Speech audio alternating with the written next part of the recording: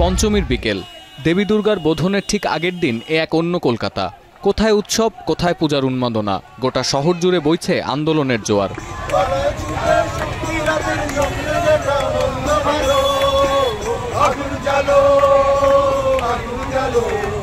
আরজি করের নারী চিকিৎসক হত্যার বিচার, স্বাস্থ্য খাতের দুর্নীতি রোধসহ 10 দফা দাবিতে গত রোববার থেকে আমরণ অনশনে বসেন জুনিয়র চিকিৎসকরা। মঙ্গলবার তাদের সাথে সংহতি জানিয়ে কর্মক্ষেত্রে ইস্তফা দেন আরজি করের 50 জন সিনিয়র চিকিৎসক। এদিন পুলিশের নির্দেশ উপেক্ষা করে ধর্মতলার মহামঞ্চ পর্যন্ত মহামিছিল করে কলকাতা মেডিকেলের শিক্ষার্থীরা। চিকিৎসকদের আন্দোলনে সামিল হয় সর্বস্তরের সাধারণ মানুষও। মহামিছিলটি ধর্মতলায় পৌঁছানোর পর মহামঞ্চ থেকে জানানো হয়, অনশনকারী চিকিৎসকদের শারীরিক অবস্থার ক্রমশ অবনতি হচ্ছে। রাজ্য সরকার এ বিষয়ে দ্রুত হস্তক্ষেপ না করলে এর দায় তাদেরকেই নিতে হবে। বিভিন্ন মেডিকেল কলেজ থেকে বিভিন্ন প্রফেসর বা ডক্টর বিভিন্ন এই যে প্রশ্নফাঁস, ট্রান্সফার রিলেটেড অনেক কিছু বলেছে। সেইগুলো নিয়ে আমাদের হায়ার অথরিটি মানে সিভিল অ্যাডমিনিস্ট্রেশন বা পুলিশ অ্যাডমিনিস্ট্রেশন কি করেছে আমরা কিন্তু এখনো ক্লিয়ার নই।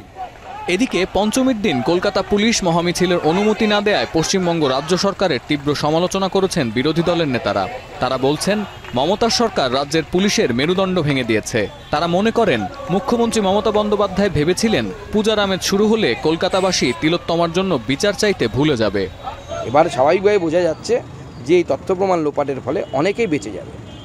এবার হয় এটা তৃণমূল কংগ্রেসের আমলে এর থেকে আশা আমরা কি করবো, এর থেকে তো ভালো কিছু আশা করতে পারি।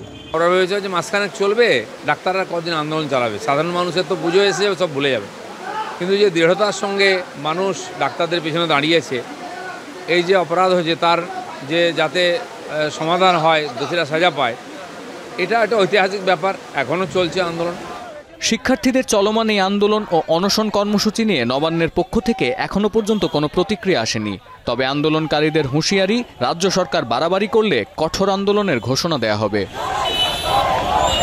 সতীর্থ কর্মকার, এখন বিশ্ব।